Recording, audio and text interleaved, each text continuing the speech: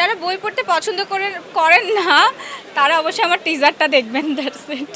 বইটার গল্পটা হচ্ছে এরকম যে তুমি তোমার রুটকে কখনো ভুলে যেও না। দেশের বাইরেও আমি অনেক কাজ করেছি মডেলিং, যেহেতু আমি মডেলিং করি, মেয়েদের নিয়ে লেখা, এখানে আসলে কোনো হিরোর ক্যারেক্টার নেই। সো যদি ফিল্মটা হয় তাহলে হিরো এক্সপেক্ট করেন না। সামারিটা হচ্ছে, দেখেন আমরা অনেক সময় আমাদের লাইফে অনেক উত্থান পতন হয়, ঠিক আছে? আপনি হয়তো বা আজকে এখানে দাঁড়িয়ে আছেন, আপনার একজন গুরু আছে, ঠিক আছে? যখন আপনি আপনার গুরুর থেকেও অনেক ভালো কিছু করবেন তখন আপনি তাকে ভুলে যেতে পারেন, কিন্তু ন্যাচার রিভেঞ্জ বলে একটা ব্যাপার আছে।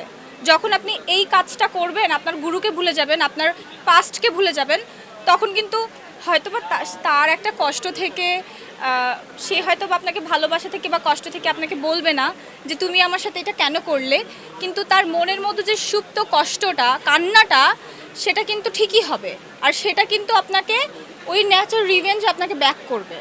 এটাই হচ্ছে আমার বইয়ের গল্প। এটা নতুন কিছু প্রশ্ন করেন না আপনারা, মানে বই সম্পর্কে আর কত বলবো। আপনি একটু বলেন, তারপর আমি বাকি প্রশ্নে যাচ্ছি।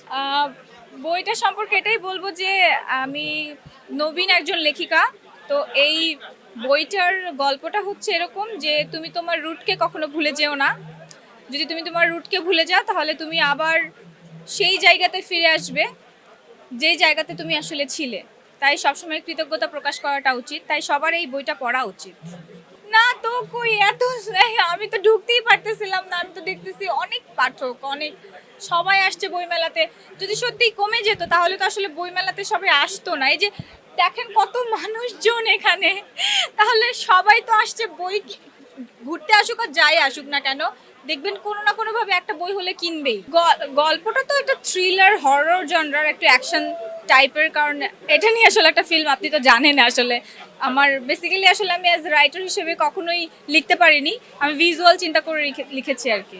আসলে অনেক কথা হচ্ছে, বইটা অনেকেই পছন্দ করেছে, অনেক প্রডিউসার আমার সাথে যোগাযোগ করছে বাইরে থেকেও।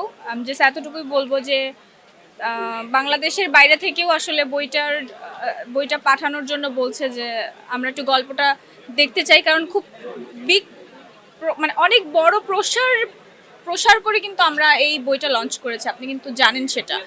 তো আর যেহেতু আমার বই ফার্স্ট বই, এবং আমাকে নর্মালি সবাই, দেশের বাইরেও আমি অনেক কাজ করেছি মডেলিং, যেহেতু আমি মডেলিং করি, তো দেশের বাইরে আমি অনেক কাজ করেছি।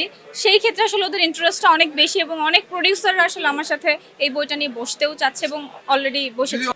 ও মাই গড, মানে ভবিষ্যৎবাণী তো করতে পারবো না, এটা ডিপেন্ড করবে আসলে ক্যারেক্টারটা কাকে আমি পারফেক্ট মনে করছি।